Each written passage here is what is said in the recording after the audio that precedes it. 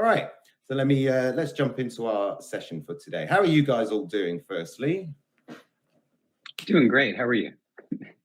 Doing good. Nice. Doing well. Nice. Good to hear. Good to hear. So yeah, I'm doing fine. Just my slightly bedraggled voice, I guess, is the only thing. All right, so let's jump in, guys. I want to start off by kind of letting the listeners know what Kongregate is about and the fact that you've got this kind of two-prong approach, game distribution, game publishing. Can you tell us a little bit about Kongregate, please, just to start things off? Yeah, sure. Kongregate, we've been around 16 years now. We started out early on as like YouTube for Flash games on the web, right? And over time, we introduced microtransactions, moved our way into the free-to-play world, got into mobile publishing, had some huge breakout hits in that space. And more recently, as we saw Web3 rising, we thought, this is really a lot of what we were doing in Web 2, but with new technology behind it, right? So we started pivoting around 2019. I started doing a lot of proof of concept tech integrations with blockchain stuff, and about a year ago, around now, actually, we said, let's go all in on this, and let's revive our web platform, publishing, and just do everything we did for the Web 2.0 world in Web 3, and be the best citizen we can. Wow, that's a long history, guys. Like 16 years prior. That's a great setup to get us into this session, I think, so people know what kind of history you're coming from, what you're all about, and how you've been rolling so far as well. So we spoke about Kongregate a little bit there, but we're here to talk about your latest kind of baby, as I'll call it. It's the Bitverse, and you've got an NFT pre-sale that's happening right now, and it's catching a lot of attention. I've got a short video I want to throw out there first before we kind of dive into everything, just to give people the visual, to give people the idea of what we're talking about here. So I'm going to put that up. Sit back, relax, enjoy your creation, and then we'll jump in. All right. I'll pull that back. I'll fix that while we're talking. All right, gents. Okay, cool. So Bitverse is the new baby, and shouts to the live audience today. If any of you have got any questions you want to throw out to the team, please do get involved. We're streaming across a couple of different platforms today, so you just have to type your question into the comments, and I'll see that over here, and we'll try and get that over to the team. Okay, so don't be shy. Get your questions in. All right then, gentlemen, let us begin. I want to start with a quick introduction of who I'm talking to today. So could everybody here kind of outline who they are, what they do at the company, and give us a little taste of your history and what you're all about. But maybe we'll start with Jorge, then we'll go on to Max, and then on to Don.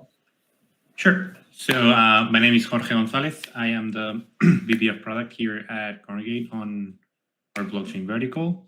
I've been working in the game industry for roughly 10 years now, and 4 years at Kongregate. I've worked on mobile games, I've worked on PC games, and now working on blockchain games. And that's me. I'm a big games enthusiast. I've always, been a Blizzard kid for my whole life. And I'm kind of, fulfilling the dream here, living the dream and having a great time. Very nice. How about the kind of blockchain side, the crypto side? Is that something you've been into for quite a while, or is this kind of more from the gaming perspective you're looking at it? I've always been, I've been on the last couple of big crypto waves. I've been part of that, but just at the wrong moment. I enter at the wrong moment all the time. So I think the first one was like 2017. I think it was when the first kind of big kind of wave came in right off of people, and I was among those. Lost a bunch of money, and then came back, did some investments here and there. Those did well, and ever since I've been around taking a look at it, and just like last year, I think we started to hear a lot about games being developed in the Web3 space and blockchain space, right? And I started I'm someone very curious myself, so I started to kind of connect the dots and see where things were going, and decided to do this with Max. That's nice, man. So Max, tell us about yourself. I see those skateboards in the background. We touched on that. Obviously, we're not here to talk about skateboarding, but I'm loving that. So tell us a little bit about yourself. Yeah. Hey, I'm Max Murphy. skating like 30 years, you know, it's just my thing. So I'm CTO at Congregate. I've been here 8 years, which is also how long I've been in the game industry. Prior to this, I've worked across, you know, everywhere from cloud technology to video transcoding tech and all kinds of different industries and consulting years.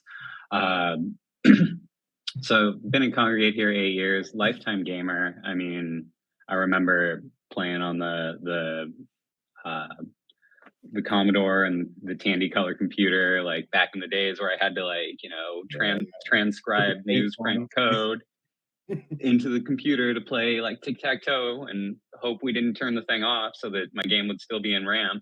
And you know, I love new technology. I've always been a technologist in like some way or shape, and been in the technology industry 24 years now. And you know, I like being cut by the bleeding edge, and that's what really brought me into the blockchain stuff. Like, you know, those cuts feel good in some ways, and this is you know, a way to do that with something that I love.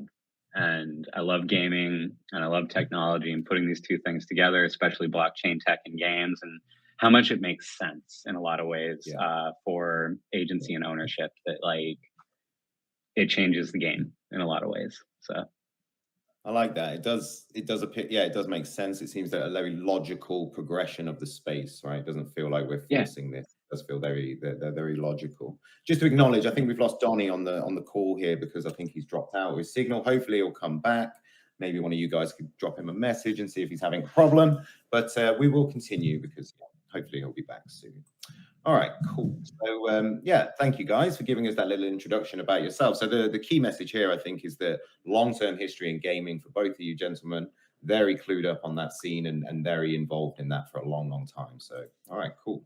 So let's talk about what is the Bitverse, and kind of like tell us something about everything about this project. What is it, and why is it kind of, give us the value proposition, I guess, and why is it unique for its users?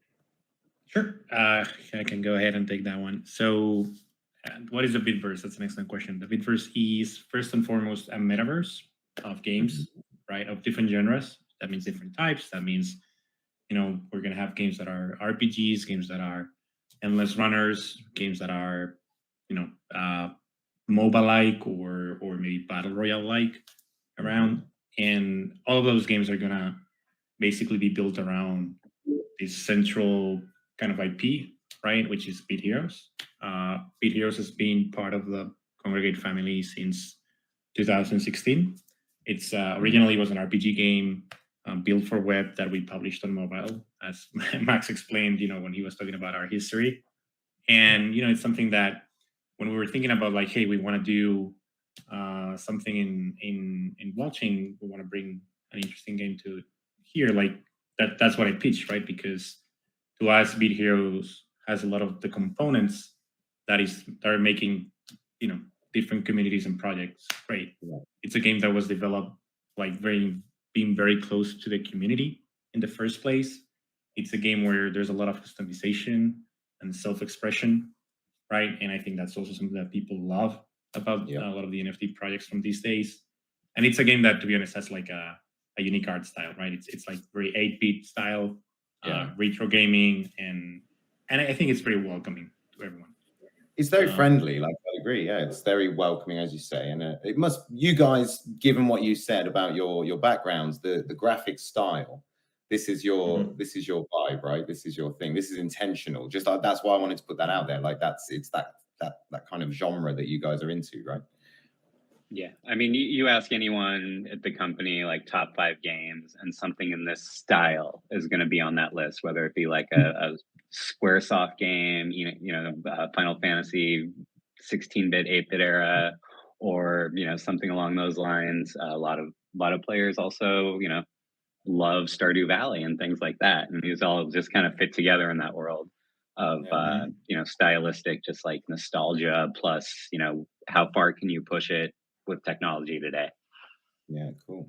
I see we've got Donnie back. So Donnie, I want to just come back to you, and can you tell us a little bit about yourself, Donnie? I'm sorry we lost you there for a sec. Give us a little bit of your background and what you do, and what you're currently doing and what you're working on right now. That would be great. Yeah, sorry about that. I think I lost my internet or the computer or something. Anyway, I'm back now. My name is Donnie McCullough. I'm a senior product manager here at Congregate. I have responsibility over the Bitverse itself, particularly the blockchain components and the NFTs and eventually tokenomics and whatnot related to the Bitverse. I didn't hear Jorge and Max's part, but I'm assuming they talked about their length of time and how long they've been working there. I'm a little bit more of a newer person, both at Congregate and also to the video game industry. I started at Congregate about 4.5 months ago. Prior to that, I worked for a major financial institution where I did strategy and analysis and product over there. I came over here, one, because I do love video games, but even more so than that, I love blockchain, crypto technology. I love decentralized. I wanted to get out of centralized finance and come over to the DeFi, decentralized area, and here I am. That's nice, man. You're like the DJ in the gang, right? These guys are smart. You're the guy but that's completely accurate, right? You're working on the tokenomics, and so interesting. You wanted to jump out of traditional finance. What kind of lures you into the crypto world, Donnie? So I've been a investor in crypto for quite a while, and also just really interested in the whole space. When NFTs really exploded last year, I started to become aware of them. A year and a half ago, I started to get involved in some of the projects, some of the NFT gaming. I don't want to get too much into it, but on the centralized side, there were just certain things I didn't like that was going on in centralized finance and concentration of certain capabilities within fewer and fewer hands over time. And the crypto and blockchain really holds that promise of being able to open everything back up. And also, if I want to throw one more thing on there, this is probably, to me, the most revolutionary thing that's come along since probably the internet came along. And I could just imagine that, what it must have been like to work in the early days of the internet, say back in the 90s. And I think this is probably where we're at right now. And so that's just really exciting to me. Yeah, absolutely. We're working in one of the most interesting industries in the world. And as you say, yes, it is likened to being in the 90s in the internet .com boom. It's super exciting. But yeah, also just to throw it out, as you say, we're in the middle of this kind of evolution of where we're headed, right? We're definitely not there. We're getting there. So yeah, thank you, Donnie. And I'm sorry about that loss. I think it's internet on my side actually, but no problem. All right, cool. So actually, I asked the question to Jorge, Donnie, about what makes the Bitverse unique for users, and maybe you also want to add on to that a little bit because of you're specifically working in that area. So do you want to talk about that a little bit in terms of why is it unique? Sort of maybe you can touch on the tokenomics slightly as well in that regard. Yeah, and excuse me if I'm going to duplicate some of what Jorge said because I didn't catch all of his answer, but I think the biggest thing for me, what makes it unique is, unlike some other projects, we're game first. Like our first game has already been around since 2016. It already has an existing, very large, very vocal, very active community going on. And we're taking this existing game and kind of evolving it from Web 2 to Web 3. And that has caused us to have a lot of our thinking going on early to that transition of the game. How do we take a game that's already working? How do we evolve it? How do we make it so our existing player base is happy? And how do we start to transition them? And then also, how do we start to bring in new folks into the space? I think the perfect example of that is that we've been focusing first on the NFT hero, which I'm sure we'll get more into as this AMA goes on, and not so much actually on our token. Like, we haven't launched our token yet. Our token won't be coming along until probably early 2023. So our focus has been on the aspects that most directly go into the game and impact the gameplay. That's a really strong point that you put in there, Donnie. I think it's about the fun, it's about the game, it's about the gameplay. I think that's really important. At this moment in time, we're seeing many projects launching that are not quite so much about the gameplay and things like that. So good, nice to get that out there, definitely.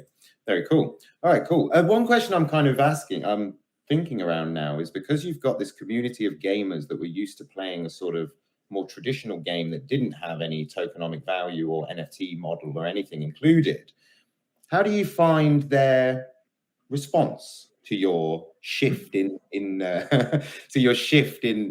tactics, I guess? Is it Is it? Well, you guys tell me. You know better.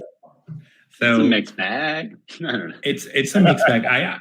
I would say though, like for the most part of the year, it's been very challenging because they heard the words blockchain, NFT, and they immediately thought there was something very wrong with that. So a lot of the communication efforts in conversations that we've had with them have been towards like, hey, we're working with Immutable X, which is carbon neutral.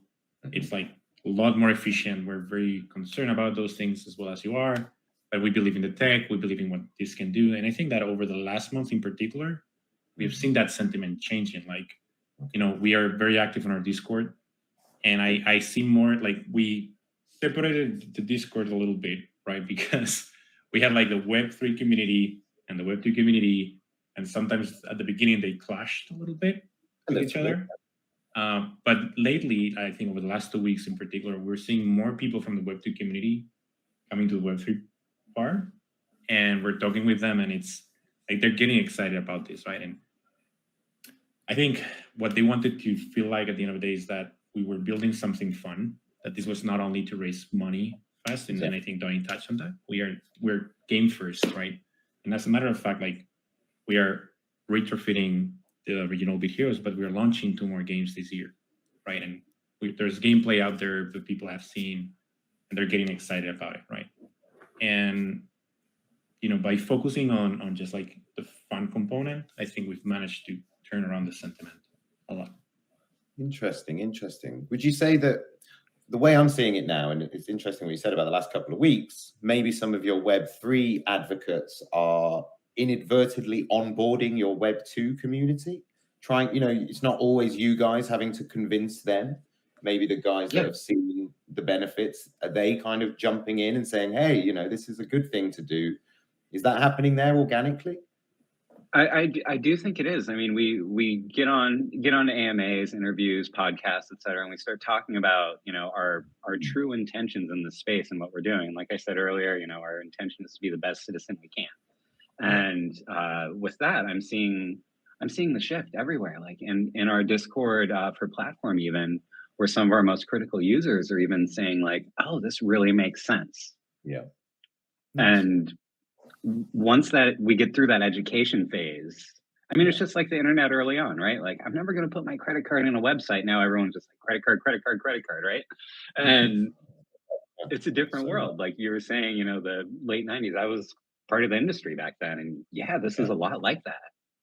You feel those same friction points, those same kind of education gaps, it's all there, right? People are either completely leaping into it and absorbing it, or they're a little bit hesitant and scared, and we need to kind of help them. And as we look at the early internet, it was what onboarded the most people. It was things like America Online, CompuServe, et cetera, the friendly hand-holding, explain it like I'm 5 kind of world of hand-holding and trust. And that's our goal as Congregate. I really believe that as well. Yeah, it's a really strong point, right? And another thing I wanted to add that I read, you guys are fully funded. So this is not, you don't need to raise funds to develop this game. That's, again, why you mentioned earlier about the token. You're not releasing a token. You don't need to do that in order to support this title. So I think that's a really strong point as well to put in there with you guys. And again, it goes back to that. It's all about the game. It's all about the fun. The tokenomics is there because it makes sense, but not as the main driver, right? I mean, the way I've been explaining it to some people in the space here is like, this rug is nailed to the ground. It's not Yeah, and I think when we started this, we kind of put it as a 3-year plan, right? At the beginning of this year, and we are committed to make it happen, regardless of how many NFTs we sell next week on our pre-sale, right? Like for us, it's more about like, okay, we know some people are going to jump in early and they're going to benefit from starting early, right? Some people will probably wait on the side and see how things develop, and they'll wait a little bit longer, and that's fine for us. We'll keep building the games, we'll keep building the features, and eventually, again, it's the education phase, right? Like they'll jump in sooner or later. And that's what people want to hear in this space right now. So absolutely, it's a good thing, I think, definitely. let's talk about, so there's another part of this as well, and you've got Bit Heroes NFTs, which has a gameplay mechanic of its own. So can we talk about that a little bit, jump into that side of things and the actual NFTs? And these are coming out, we've got some important dates to drop out there as well. So tell us a bit more about this side of things, guys. Yeah, I can touch a little bit on the high level, and then probably Donnie can expand. But basically, we're gonna have to touch the NFTs in the game long term, in the games, in the universe long term. We have the heroes on one side, which are basically your avatars in this world. They're gonna be unique looking. So, you know, each one of them, it's gonna be completely unique. So people will get to know you eventually if you hold long enough and you play with it long enough, right? And those heroes are gonna store progression, which is a big thing as well, right? Meaning that anything you gain in the games, it's going to be stored in your character, in your hero. So here's the digital asset ownership promise delivered, right? As a World of Warcraft player myself, and an MMORPG player, I always hated that I was never, like, my character was never mine, truly mine, right? Yeah. I couldn't sell it to anyone, or I couldn't give it to a friend when I stopped playing, like my character died. Thanks to blockchain now, you know, that's not a problem anymore. I could either make some money, I could just give it to my little brother, you know, he can keep playing, or to a friend, and keep that legacy alive. So I think that's very cool. Yeah. And then the others, yeah, sorry. No. Sorry, I was just agreeing with you. Like, I think that ownership side of things is amazing. Like the idea of playing a game, running its course. Okay, I'm kind of bored of this now. Flip the assets, move them into another title, perhaps, or as you say, pass them down to somebody who wants to play, or even rent them out might be an option as well. It just makes sense, right? But sorry, go ahead. Yeah, and then the other side of it is like the items, right, that are going to come in next year. And items is kind of the same principle, but applied to a smaller piece of the game, right? Whereas, hey, you can get a, you know, the sword of justice, so to say, and it's a sword that it's going to be interoperable as well. You're going to be able to bring it to the other games. You're going to be able to, at the very least, see the cosmetic. So imagine, I don't know if you ever played World of Warcraft, but they were like very, very exclusive items that only a few people could earn, right? Like if you were the first guy in the PvP season, right? Like you got an exclusive reward. So now you're going to be able to, you know, brag about it on every single game of the Bitverse, which is kind of cool as well, right? I think it's going to be fairly interesting to everyone.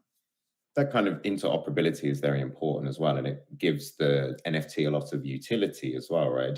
You can have a million games theoretically where this thing can be usable in. We seem to have lost Donnie again. I'm sorry, guys.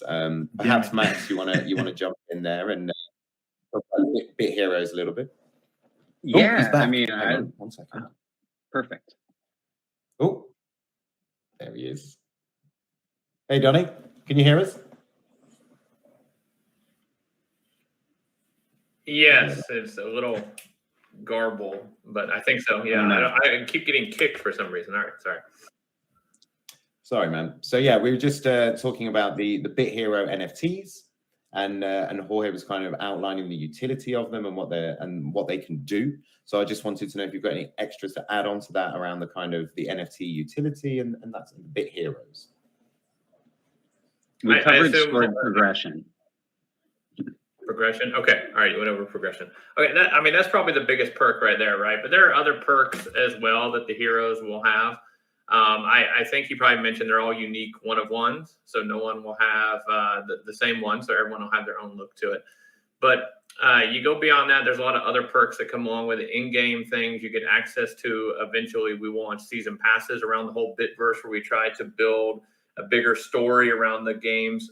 Jorge mentioned we're going to have 3 games this year, and we'll have future games. Like, we're going to build a story around those. There'll be tasks to do in each of the games. We'll have some staking bonuses that get applied for outside once we launch the BitPixel token. We'll have a staking pool, and NFT owners, especially the higher rarities, will get a bonus from the staking. There will be in-purchase bonuses you'll be able to get. Again, it will scale with rarity of the hero you get. So like you go to purchase the in-game currency gems, maybe you get a 10% bonus. If you have a epic level and at legendary level, it may go up to 20%, those type of things. We also are planning to, for this Gen 0, for the higher rarity ones, we're going to give a couple of our first NFT items. For those who have an Epic and above, they will get an NFT pet that we will deliver to them that will provide an in-game bonus, particularly in Quest and probably the other games as well, depending on how the game functions. And then for Legendary above, they will get an NFT mount that will be exclusive again to Gen 0 NFTs, and again, will apply in-game bonuses. Nice, very cool. So lots of interesting stuff coming. Max, anything to add on to that at all from your side? I mean, that covers it. You know, we should talk about the other two games too. I mean, there's a lot. Oh, Jorge. Yeah. I do have one big thing which is that the only way to eventually earn the token is going to be through holding a hero in your account.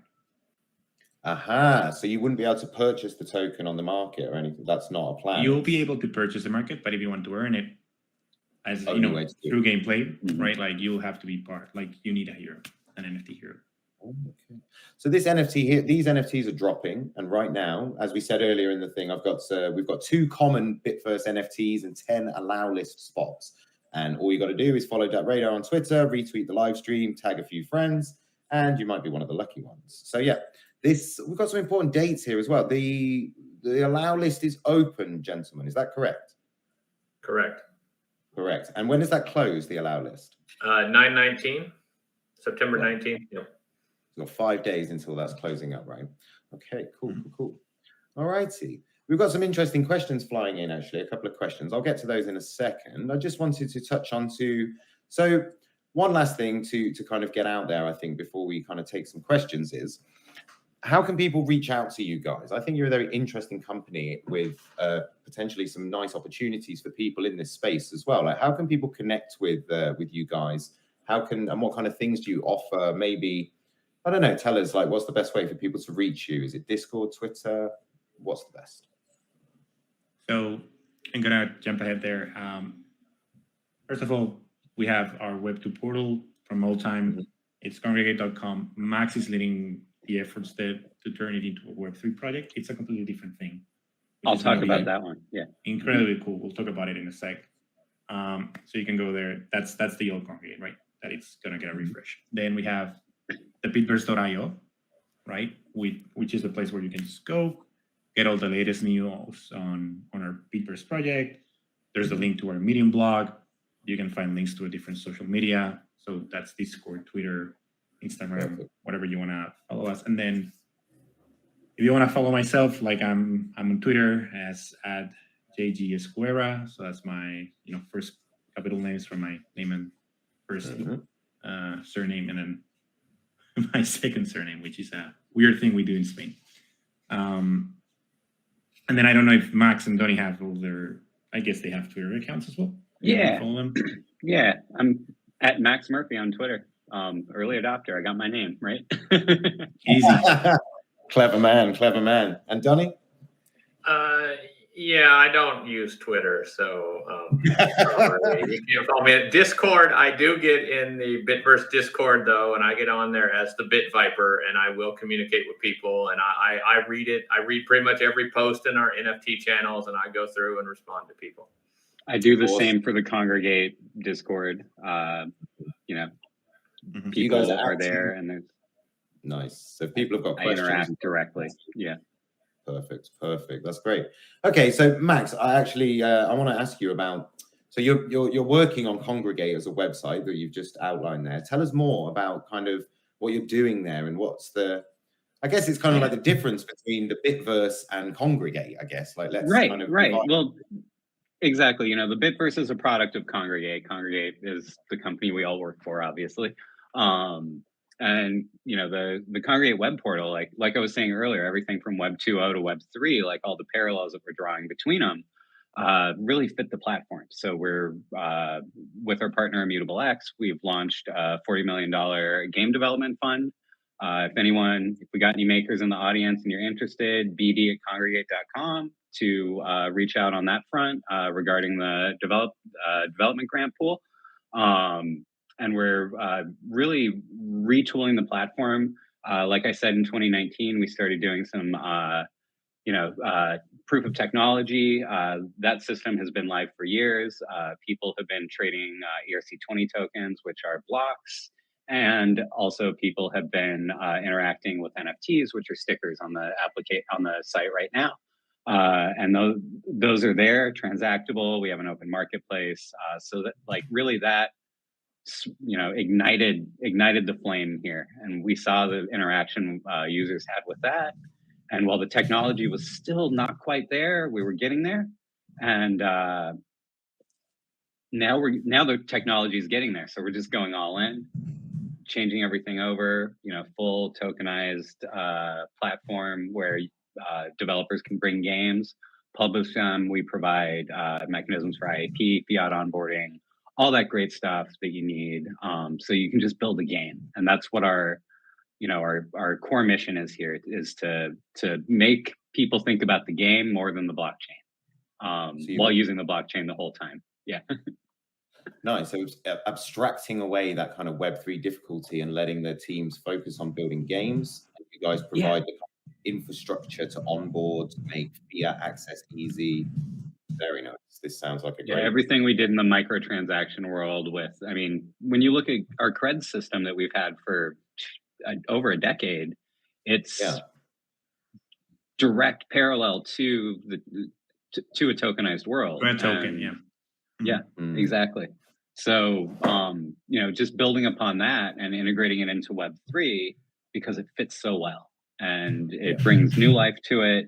And it also, you know, reduces friction for Web3 game devs or game devs that want to get into Web3 and don't want to start with, you know, wallet connections and all the fun stuff that we all take for granted, right? Like, you know, Magic Link, MoonPay, all those great things. Like,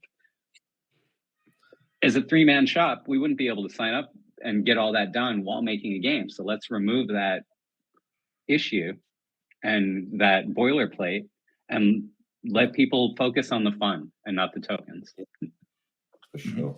I think obviously being at DappRadar, we see that a lot of games launch and that the user experience and the onboarding is one of the most difficult things. That any challenge right now is about user onboarding. You kind of, some games are just losing people within the first 5 seconds almost. It's really difficult. And I think there's a lot of Web2 lessons that you guys are probably really familiar with here that you're adopting. Some projects I speak to are kind of like, they don't like Web2.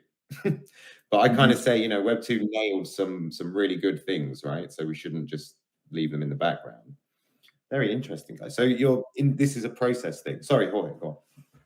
No, I was going to say I completely agree with you on the onboarding part, because we've all seen that. We have all suffered from that. I think it's not uncommon for a Web2 game to lose 50-60% of the players in the first 5 minutes, right?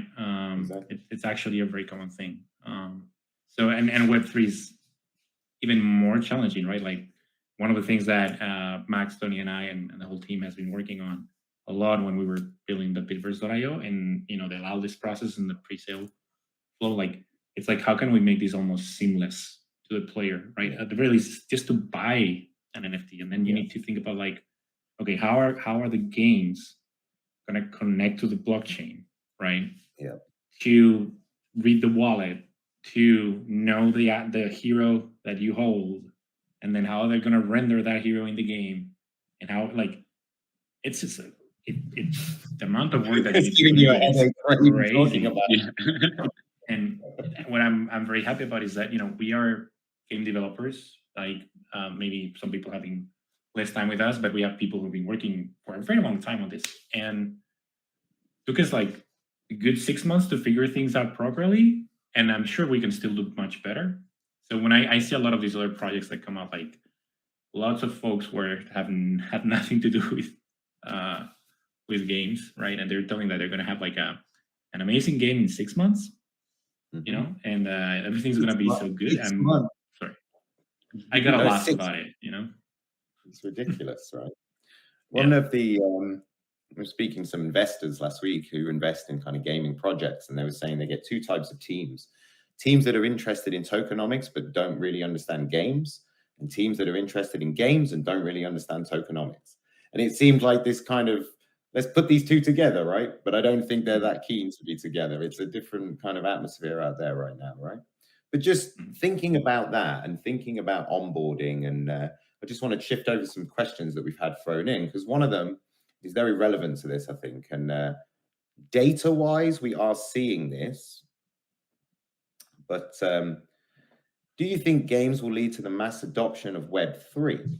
Now, data would suggest we're getting there. What do you guys think? Give us your interpretations right now. I think it'll be a large contributor, similar to how we see the game vertical within like the app stores on Apple and Google, how it started out small and it grew, but all the other products and services also grew along with it. So we'll see maybe gaming at the forefront, and then after that, every other industry is going to exceed gaming. Is my current prediction. Nice. Yeah. Interesting, Max. Donnie, your thoughts? Yeah, I think there will be two that lead the way. I think gaming is going to be one of them, and I think the other one will be the tokenization of real world assets. All the people that sell like collectibles, like let's say sneakers, all that kind of stuff, and having tokenization of sneakers, and they get traded that way instead of getting sent through UPS through the mail back and forth and paying all the high fees and everything for marketplaces. I think it'll be tokenization of those real world assets in gaming that lead the way, and DeFi type projects will be there under the radar moving up, but I think they're going to take longer for mass adoption of that. And then the other area I think will be around the concept of contracts. But again, I think that's longer down the road as well. That kind of tokenization of real world stuff relies heavily on smart contract upgrades and improvements there. So that's an interesting thing. I'm with you, Donnie, on that, by the way. I love that side of blockchain, that real world implementation. I love that. I think it's what we came into this scene for, is what I came into this for anyway. And maybe we got a bit distracted over the last 5 years, right? Jorge, what were you thinking about? Yeah, I'm thinking, along the lines of Max and Donnie, and just when you look about like where are most of the investments in gaming going to, like I think 60 to 70% of those are falling under blockchain companies, right? And that just tells you where people are envisioning things to go and happen, right? I'm particularly interested also in music, right? I think the tokenization of music and like limited albums, which is already happening. Yes. It's also a great use case for this, right? I have a friend who invests in real estate, and he was telling me that also for, the contracts for their, different properties and rental agreements and all that, like it's going to be amazing. And he's super excited about it. And maybe he can hold, give the keys through the contract and make the whole thing a lot easier. But we can all see use cases across almost every industry. So I do agree that, what Max and Donnie were saying before, like this feels almost like a revolution, right? Yep. Really interesting. All three of you guys are touching on real world implementation as well, and not kind of blue sky craziness, like this kind of, and as I said, I really love that real world tokenization of assets. Again, what you guys said at the beginning, it makes sense. And these are the things I want to see kind of develop further and further in the future. Okay, got another question here. It's a little bit about onboarding. Let me bring this up and see if we can kind of define this a little bit. So what are the Web3 arrangements for synchronizing with mobile phones? MetaMask has crashed on Android 12, right? Okay, so the question here is what we were talking about prior. And I think maybe focus on, particularly with your games, how are people accessing them currently in Web3? What is the kind of process they have to do currently? Max, do you want to touch on that one, or I can take sure it thing. We're making our onboarding process as simple as possible. We obviously don't develop MetaMask, so can't really do mobile that, right? industry is kind of in a weird state right now, right? Like nobody wants to be involved with crypto, but everyone wants to invest in crypto, right? Like that's the space we're in right now. So I think our whole path here is like seamless onboarding. It's web first right now. Mobile on its way. We've been testing so many different methodologies of linking your Congregate account to your wallet. And then you don't need to go down the path of getting a wallet on mobile, et cetera, to play the game on mobile, because you have signed and given us authorization to interrogate your wallet via Congregate when you log into the game. So it's kind of this like disconnected but connected world when you get into mobile, until all the App Store regulations kind of settle down. I think Epic's going to lead the charge on that with saying Web3, come onto our platform, please.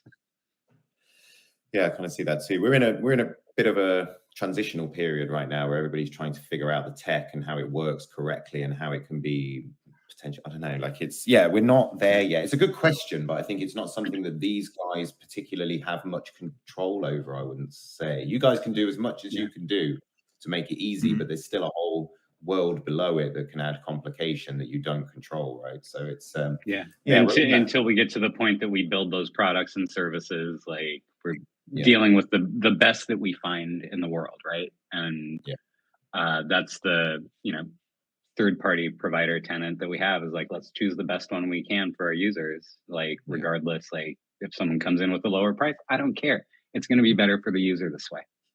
Yeah, it's true. Like, it's so good, it's so smart.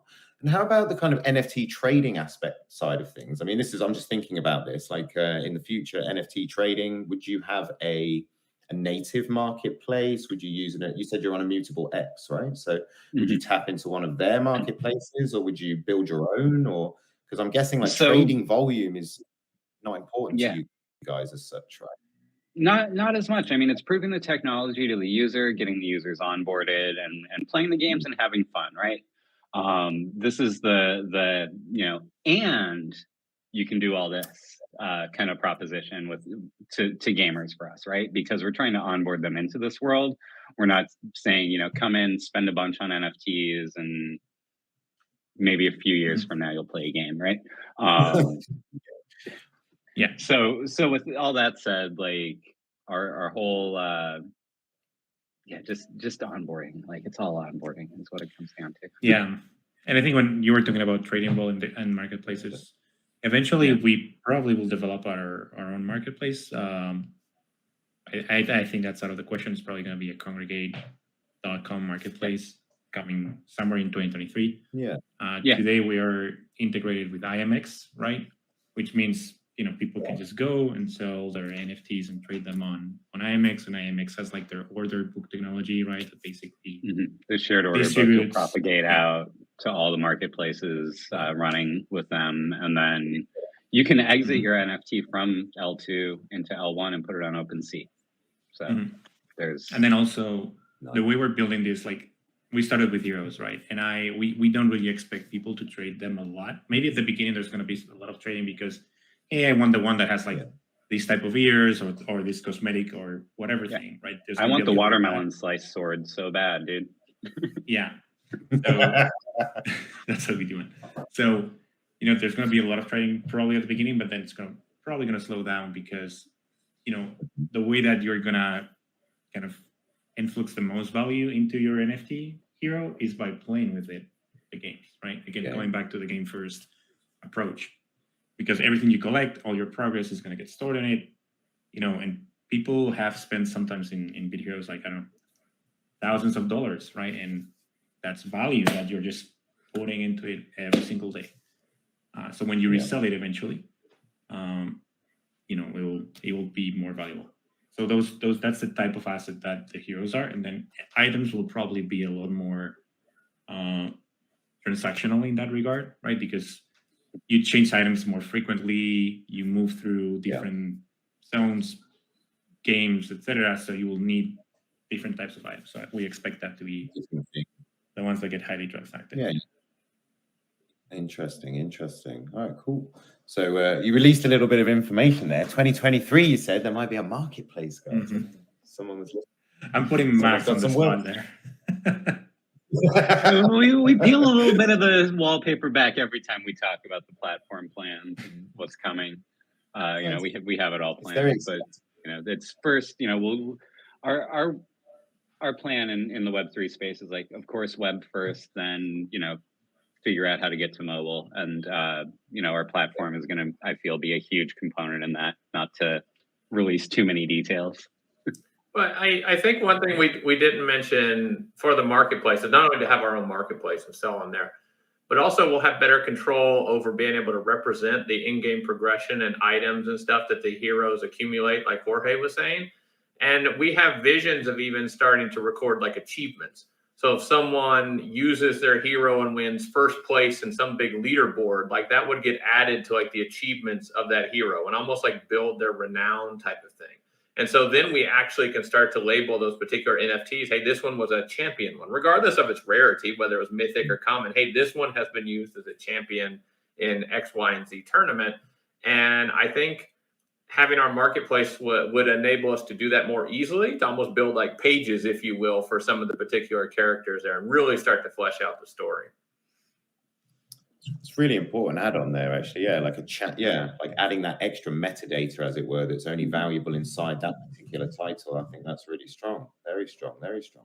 You mentioned tournaments there as well, and we just had a question.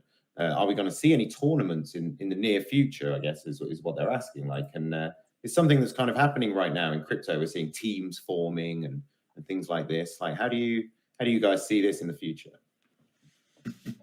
Yes, there are going to be tournaments. Bitverse Arena, which is a game that is coming up next month.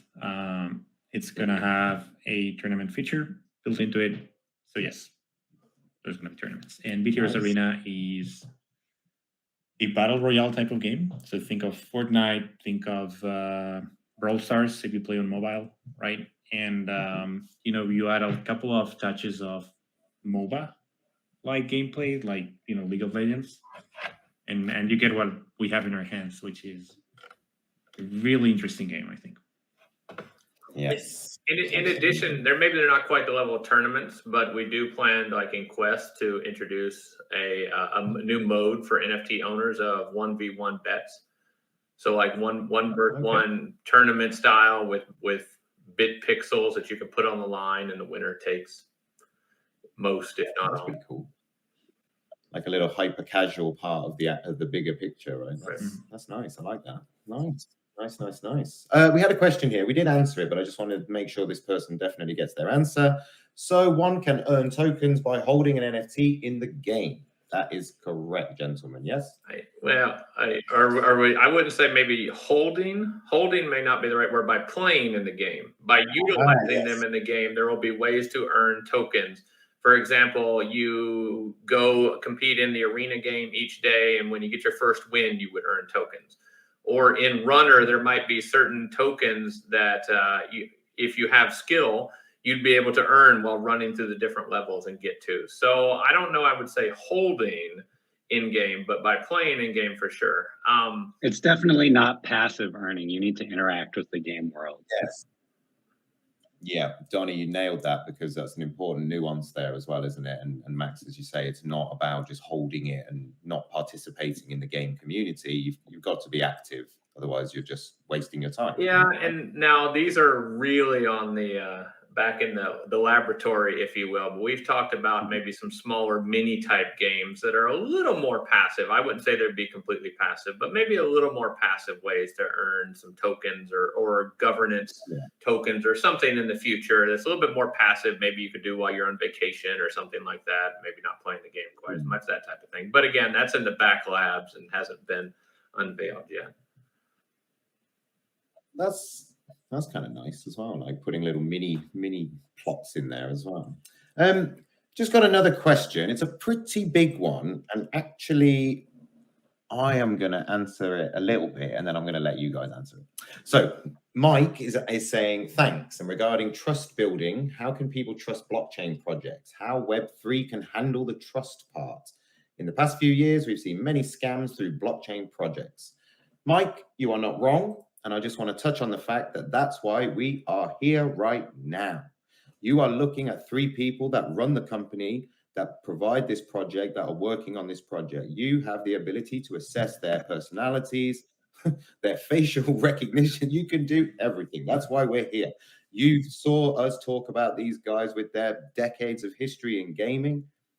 these are bits of information that you can use to your advantage. That's why we do these. So I just wanted to add that little bit, but you guys maybe want to jump in and add some thoughts around that as well. Yeah, no, I mean, to echo, everything you said. Also, I mean, I'm here. Remember recently in the past, 6 months, like fully doxed leads on the project and all that coming out. It's like I jump into this world. Everyone knows who I am. Like, you can find me on LinkedIn. You can find me anywhere. You can find Kongregate on the web. You can find Kongregate on the Internet Archive. 15 years of history, right? So, we're like I said, being the best citizens that we can in this world and trying to lift everyone up around us. It's going to take, rising seas, right? So, yeah. And you, to be honest, you nailed it with your rug is nailed to the floor. It's nailed to the floor. Like, Kongregate's not going anywhere. This is a project that we have a long roadmap for, just like any other gaming project that we've built.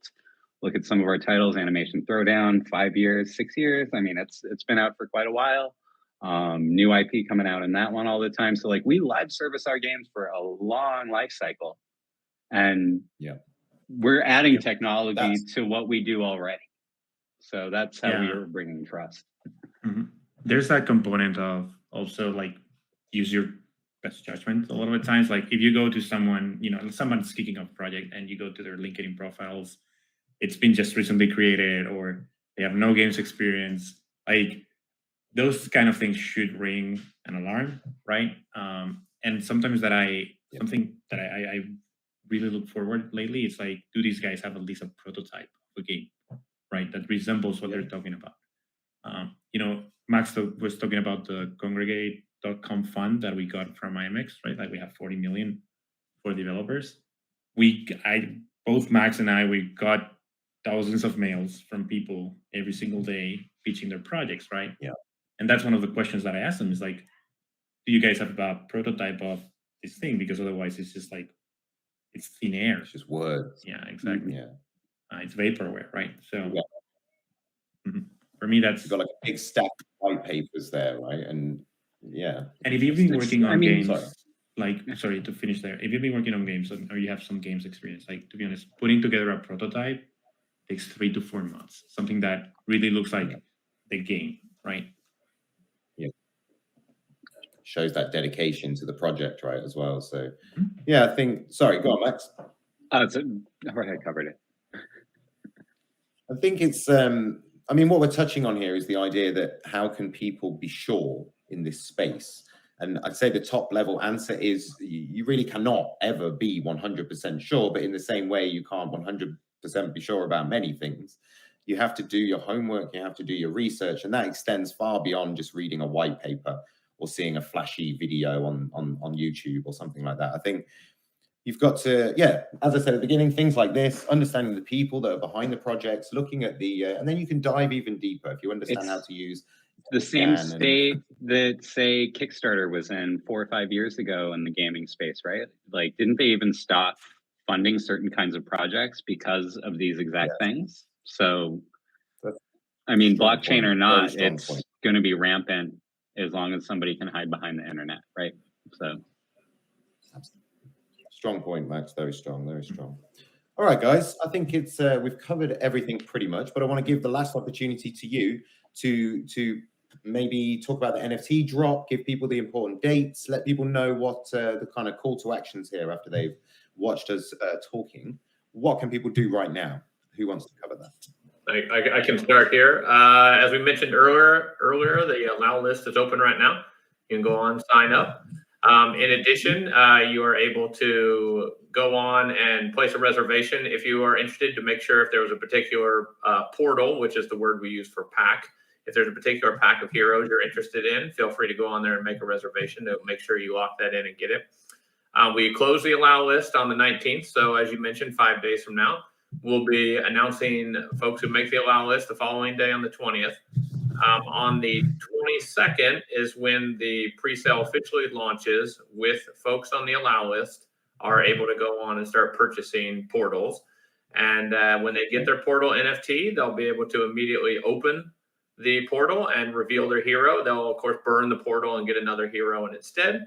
they'll be able to get that. And then the public sale starts 24 hours later on the 23rd. All right. Thank you, Donnie. Good timeline there. Guys, anything else to add on top? Any other calls to action you'd like people to kind of jump in? Obviously, play the games, but anything else? Yeah, I think on my side, my call to action will be to follow us closely, right? Even if you don't join the allow list, we are launching a couple of games in the next 3 months. Plus, we have the original one that you can already play.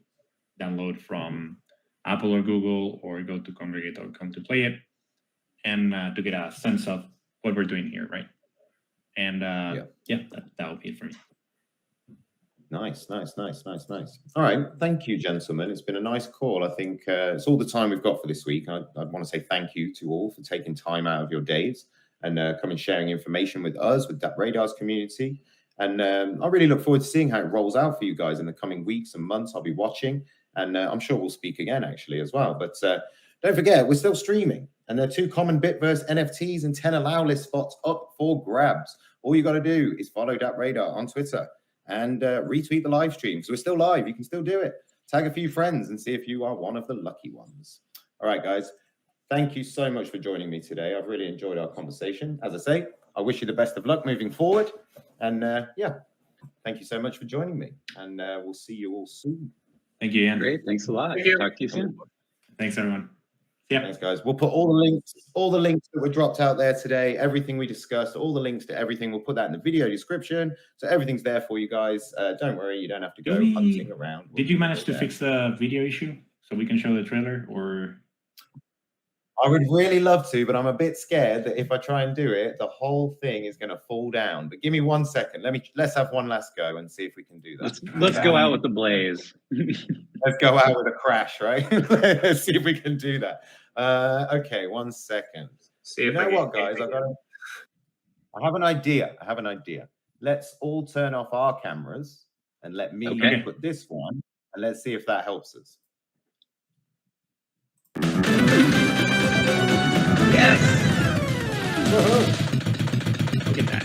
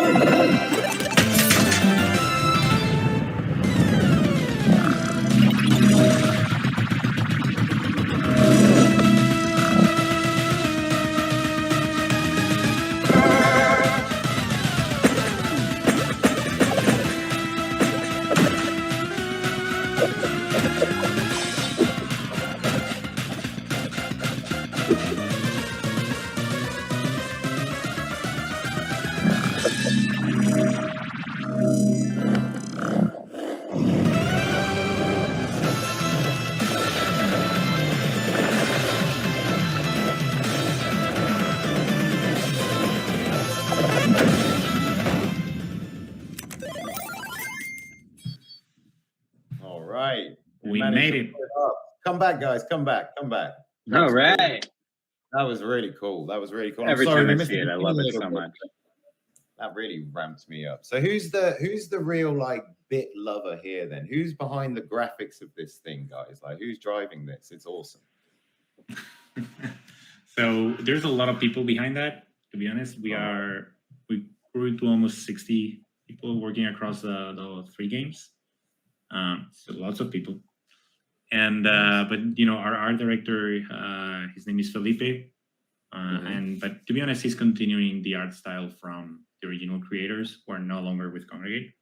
But yeah, we all love it. We all know what it is. Like sometimes we've had like some artists producing something different, like something that looks like it's like beat art, but you very quickly know like that doesn't belong to this universe. And what's very cool is, we've had like, I don't know, steampunk variations of this, like space and sci-fi. We've had like super colorful to really like fantasy medieval like stuff, and you really know when it fits. And it's a very particular art style. It's super interesting. I like that though, because you know what you like, right? You guys you're very clear on what you like, so that's a good thing to have as well, right? Oh, I'm glad we got to do that, and I'm sorry it went wrong at the beginning, and also, guys, very sorry for the technical issues. We're doing a live show; it does happen. We're all in different countries around the world, different times, different internet qualities. This is how it goes. But main point, I think we nailed it, guys. All right, so. As I said before, we're still live. We're still live for a little bit longer, and I'm going to give you another 45 seconds as well, because I've got another video to play about a DappRadar product that's launching. So yeah, we're still streaming. You got to just follow DappRadar on Twitter, share the video, tag a couple of friends, and you might win yourself an NFT. All right, gentlemen, thank you so much for your time. It's been a pleasure today. I'm going to end it with a little video we've got for a DappRadar product. And then, yes, I hopefully will get to speak to you all at another point in time in the future. Best of luck with everything you're doing, all right? Thank you. Take care, gentlemen.